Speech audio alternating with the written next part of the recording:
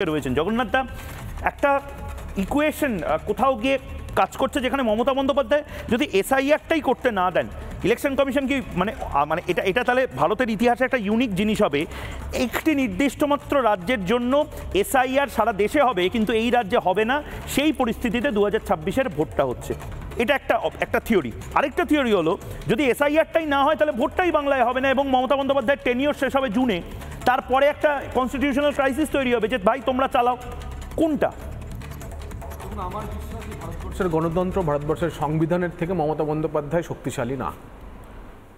তাই ভারতীয় গণতন্ত্রে সাংবিধানিক প্রতিষ্ঠান ভারতের নির্বাচন কমিশন, তারা যদি বিশেষ ভোটার তালিকা সংশোধনের কাজ নেয়, সেই কাজ হাতে নেয়, সেই কাজ শেষ হবে এবং সেই কাজ যদি বাধা দেয় তাহলে যুক্তরাষ্ট্রীয় কাঠামোয় সাংবিধানিকভাবে রাজ্য সরকারের এখতিয়ারের বাইরে গিয়ে রাজ্য সরকারের কাজ হবে এবং তার ফলেতে কী কী কনসিকুয়েন্সেস হতে পারে তা সংবিধানে লেখা আছে।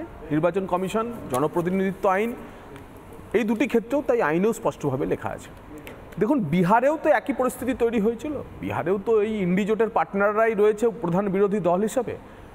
রাষ্ট্রীয় জনতা দল রয়েছে, দীপঙ্কর ভট্টাচার্যের মালে, নকশালবাদী মালে রয়েছে, থেকে আরও যারা রাজদের সঙ্গে যারা রয়েছে, রাষ্ট্রীয় জনতা দলের সঙ্গে রয়েছে, লালুর দলের সঙ্গে রয়েছে, তারাও এসআইআরের বিরোধিতা করেছিল। কিন্তু এসআইআরের বিরোধিতা পলিটিক্যাল পার্টিগুলো করলেও ভোটাররা কেউ বিরোধিতা করেনি এবং সেই কারণে যখন ক্লেমস অ্যান্ড অবজেকশনের জন্য 1 আগস্ট ভারতের নির্বাচন কমিশন ওই পুরো ভোটার তালিকা, খসড়া তালিকা প্রকাশ করলো এবং বলল যাদের নাম আছে, যাদের নাম বাদ গেছে, আপনারা আসুন, আপনাদের কোনো মতামত থাকলে আগামী 1 মাস ধরে, আমরা 1 মাস ধরে যাচাই করেছি, আগামী 1 মাস ধরে আপনারা আপনাদের মতামত দিন। ভোটারের কি পার্টিসিপেশন ছিল? বিহারের আউটকাম বলছে যে বিহারের টোটাল ভোটারের, ওখানে 243টা সিট, 99.8% ভোটার এসআইআরে অংশগ্রহণ করেছে। অর্থাৎ রাজনৈতিক দলগুলি, বিরোধী রাজনৈতিক দলগুলি বাধা দেওয়ার পরেও ভোটারদের আটকানো যায়নি। এবং সব মিলিয়ে কত ভোটার ওখানে কি পাওয়া গেছে? 22 লক্ষ মৃত ভোটার। আমরা কি চাই? যে স্বর্গ থেকে, নরক থেকে, বেহস থেকে, জাহান্নাম থেকে ভোটাররা নেমে আসুক, ভোটের দিন ভোট দিয়ে চলে যাক? তৃণমূল কংগ্রেস সেটা চাইছে? কোন রেসপন্সিবল পলিটিক্যাল পার্টি, কোন দায়িত্বশীল রাজনৈতিক দল বলতে পারে যে ভোটার তালিকায় মৃত ভোটারের নাম থাকবে? 7 লক্ষ পাওয়া গেছে বিহারে, যাদের ডিডুপ্লিকেটেড করা সম্ভব হয়েছে। অর্থাৎ একাধিক জায়গায় তাদের নাম ছিল, একটা কনস্টিটিউয়েন্সির মধ্যে, একটা বুথের মধ্যে, একাধিক কনস্টিটিউয়েন্সির মধ্যে, রাজ্যে, এক রাজ্যের সঙ্গে অন্য রাজ্যে। এই এক রাজ্যের সঙ্গে অন্য রাজ্যে একই লোকের নাম রয়েছে, একই ভোটার তালিকায় ভোটার কার্ডের নাম রয়েছে। এই ইস্যু কার তোলা? 28শে ফেব্রুয়ারি মমতা বন্দ্যোপাধ্যায়ের তোলা।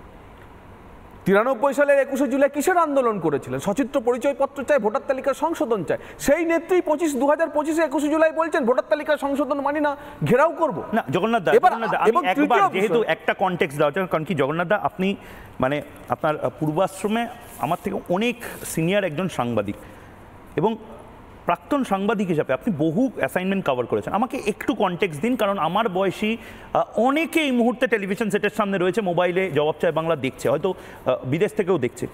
2002 সাল বা 3 সালে কি তৃণমূল কংগ্রেস রাস্তায় নেমে অবরোধ, ভাঙচুর, দাঙ্গা, ঝামেলা, এই সমস্ত কথাবার্তা যেগুলো বলছেন, এগুলো কি করেছিলেন? এই এসআইআর তো কংগ্রেসও লাগু করেছিল। আমি একটা দিনের কথা মনে করি, 4 আগস্ট 2005। 4 আগস্ট 2005 পার্লামেন্টে দাঁড়িয়ে মমতা বন্দ্যোপাধ্যায় একটা ফাইল ছুঁড়ে ডেপুটি স্পিকারকে ছুঁড়ে মেরেছিল। কি ছিল তাতে? তিনি বলেছিলেন, আমি বাংলাদেশি ভোটারদের তালিকা নিয়ে এসেছি, এই বাংলাদেশি ভোটারদের তালিকা আপনার উপর ছুঁড়ে মারলাম, এই অনুপ্রবেশকারীদের নাম বাংলাদেশের ভোটার তালিকা থেকে বাদ দিতে হবে। আপনাদের জানিয়ে রাখি, 2002 সালের যে বিশেষ নিবিড় ভোটার তালিকা সংশোধন বা এসআইআর হয়েছিল, ঘটনাচক্রে তখন আধার কার্ড ছিল না। ভারতবর্ষে আধার কার্ড ইন্ট্রোডিউস হয়েছে 2009 সালে। আজকে মমতা বন্দ্যোপাধ্যায় বলছেন আধার কার্ডকে মান্যতার অন্যতম একটি বৈধ পরিচয়পত্র করতে হবে। 2003 সালে কিন্তু আধার কার্ড ছাড়াই এই নিবিড় ভোটার তালিকা সংশোধন হয়েছিল। সেখান থেকে সেগ্রিগেটেড অনুপ্রবেশকারীদের তালিকা নিয়েই মমতা বন্দ্যোপাধ্যায় 2005 সালের 4 আগস্ট ছুঁড়ে মেরেছিলেন পার্লামেন্টে। কনটেক্সচুয়াল আপনাকে আরও একটি বলছে, আপনি যে বলছেন যে এসআইআর না মানলে কি হবে, আপনাকে আমি 2006 সালের নির্বাচনের কথা মনে করাই। ভীমা শঙ্কর বলে একজন অবজারভার এসেছিলেন, তাকে নিয়ে কিছু বাজে মন্তব্য করেছিলেন নির্বাচন কমিশন সম্পর্কে বিমান বোস। আমি তৎকালীন সিওর নাম বলতে চাই না, কিন্তু তৎকালীন সিইওর কাছে চিফ ইলেকশন কমিশনারের মেসেজ আসে যে বিমান বোস সহ সিপিএম এর নেতৃত্ব যে মন্তব্য করছেন ইলেকশন কমিশন, ইলেকশন অবজারভার এবং ইলেকশন প্রসেস নিয়ে, আমরা পশ্চিমবঙ্গের ইলেকশন করাবো না। তৎকালীন সিইও যখন এই খবর প্রশাসনের কাছে পৌঁছায়, সিপিএম একদম 5 স্টেপ পেছনে চলে যায় এবং ওই ইলেকশনে সিপিএম এর কোনো শীর্ষ নেতৃত্ব ইলেকশন প্রসেস, ইলেকশন কমিশন, ইলেকশনের অবজারভারদের নিয়ে একটা শব্দ উচ্চারণ করেনি। তাই ভারতের নির্বাচন কমিশন নির্বাচন প্রক্রিয়ায় সর্বশক্তিমান। সেই সর্বশক্তিমান বলেই আজকে সুপ্রিম কোর্টও এসআইআর নিয়ে কোনো স্থগিতাদেশ দেয়নি এবং মমতা বন্দ্যোপাধ্যায় সে কথা খুব ভালোই জানেন। তাই তিনি যদি মনে করছেন যে এসআইআর করবেন না, তাহলে যাকে বলে সেই কালিদাসের যে গাছে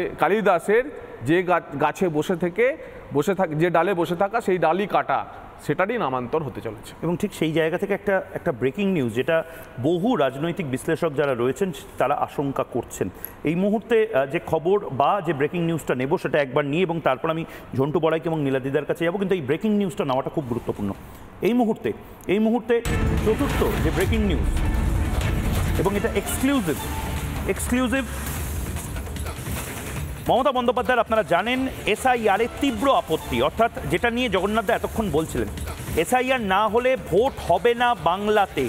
অর্থাৎ আমরা সূত্রের যে খবর পাচ্ছি, জাতীয় নির্বাচন কমিশন বাংলার জন্য টেলার মেড কোনো আইন বা নিয়ম চালু করবে না।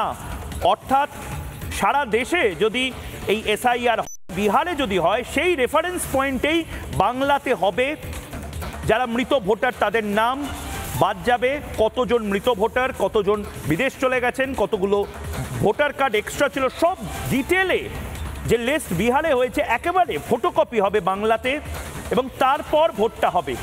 কাহানি মে টুইস্ট ঠিক এই জায়গাতে, যেটা জগন্নাথদা বলছিলেন যে এসআইআর যদি নাই হয় তাহলে অনুব্রত মণ্ডল বা জ্যোতিপ্রিয় মল্লিক বা শেখ শাহজাহান বাংলায় ভোটটা করাতে পারবেন না। নানা ধরনের কন্টেন্ট দেখার জন্য লাইক করুন, শেয়ার করুন আমাদের ফেসবুক পেজ, সাবস্ক্রাইব করুন আমাদের ইউটিউব চ্যানেল। পাশাপাশি অন্যান্য ব্রেকিং নিউজের জন্য অবশ্যই চোখ রাখুন রিপাবলিক বাংলায়।